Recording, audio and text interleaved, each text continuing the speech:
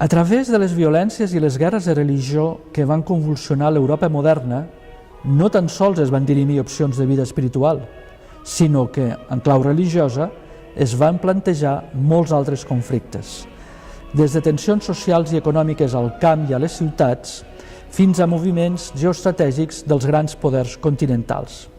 Per això mateix, les reformes dites religioses arribaren a ser tan virulentes, perquè barrejaven qüestions com ara la salvació de l'ànima amb assumptes ben terrenals.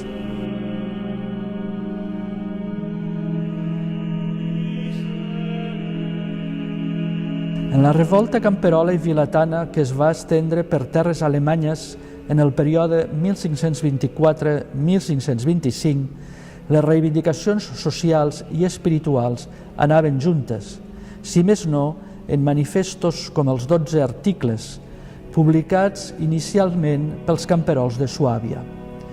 Quan la revolta es va escampar, Luter va criticar iradament els sublevats i va legitimar-ne l'esclafament per part de la noblesa.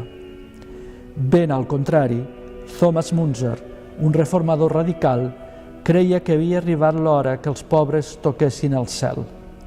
Els camperols van ser derrotats i Luter i alguns altres reformadors van arribar a la conclusió que la paraula de Déu no es podia deixar en mans de qualsevol. Aquests fets van marcar un abans i un després de la Reforma protestant.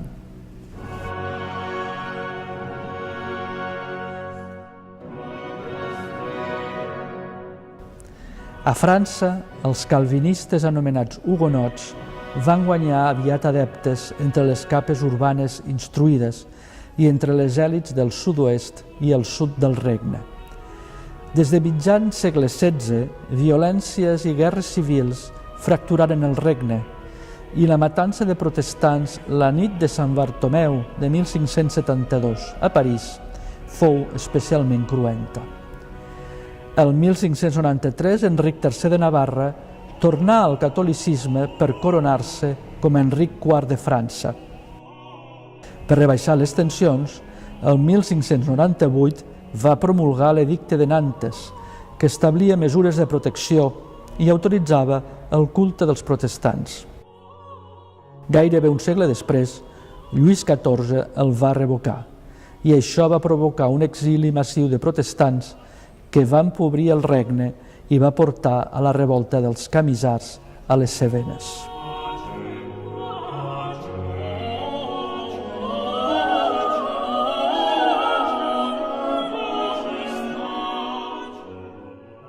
La destrucció d'imatges religioses o iconoclàstia havia estat, ja des de la dècada de 1520, un fet recurrent en àmbits protestants de Suïssa al Sacre Imperi, Anglaterra, Escòcia o França.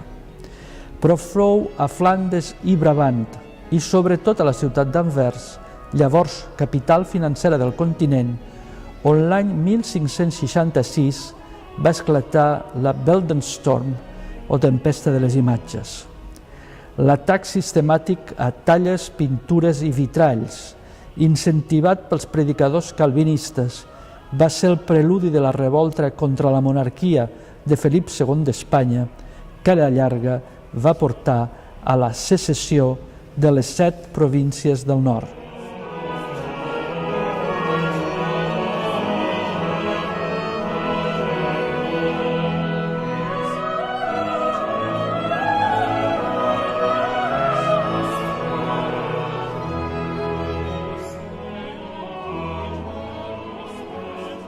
Enmig de les violències, cada confessió feia recompte dels seus màrtirs.